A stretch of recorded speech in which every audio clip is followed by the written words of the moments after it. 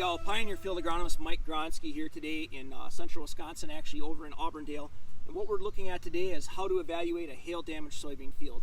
Last week we had a pretty significant weather event that came across our area, and we had several soybean fields in the area that experienced pretty significant amounts of damage.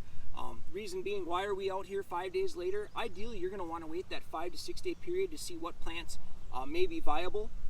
That being said, you sometimes can answer that question right away out of the gate once you've had hail damage if they're busted off below the cotyledons. So I have a few examples of plants that I staked here last week after the event happened, and we're going to walk through a couple of the scenarios of what happened or why and why we're seeing what we're seeing. So with that, we're going to take a look at a few different plants. This first one that we have flagged here, this plant, you can see there's nothing more than a stem left coming out of the ground.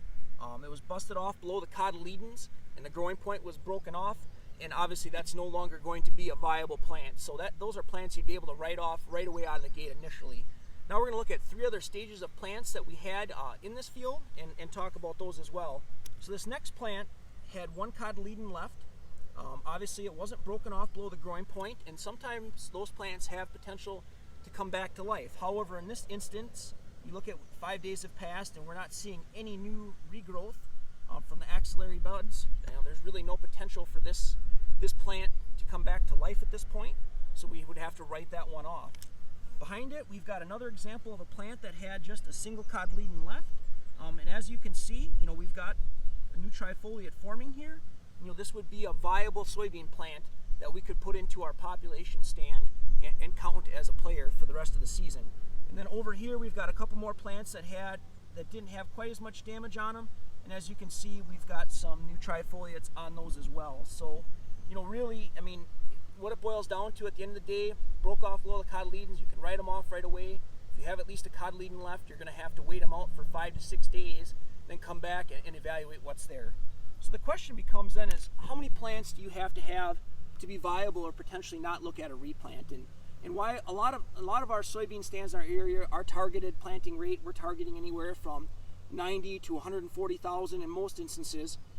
Even when you have soybeans planted early versus looking at the alternative of replanting, even as little as 40,000 plants could bring you, about 85% of your yield potential. So while that's not ideal, it's probably still going to outweigh the benefit of replanting soybeans at a later date, trying to fix it up. As far as evaluating the stands or counting it, if you're in wider row beans, simply measure off 1,000 of an acre. For those of you in 30s, that's 17.5 feet. That's going to give you a really good idea what you have for population. For those of us that are drilling beans, actually a hula hoop is one of the most useful tools that we can have. This particular hula hoop is a 27-inch hula hoop. And if you look online, there's some information available as far as a multiplication factor. So like with this particular hula hoop, you would actually take the number of plants that you find viable within the hoop and multiply it by 10,916. And that's going to tell you what your final plant stand is going to look like for this particular field. In this instance here, as we've gone around and evaluated this field, we have several areas where we have no viable plants left, and we have a handful of areas where there's maybe 20,000.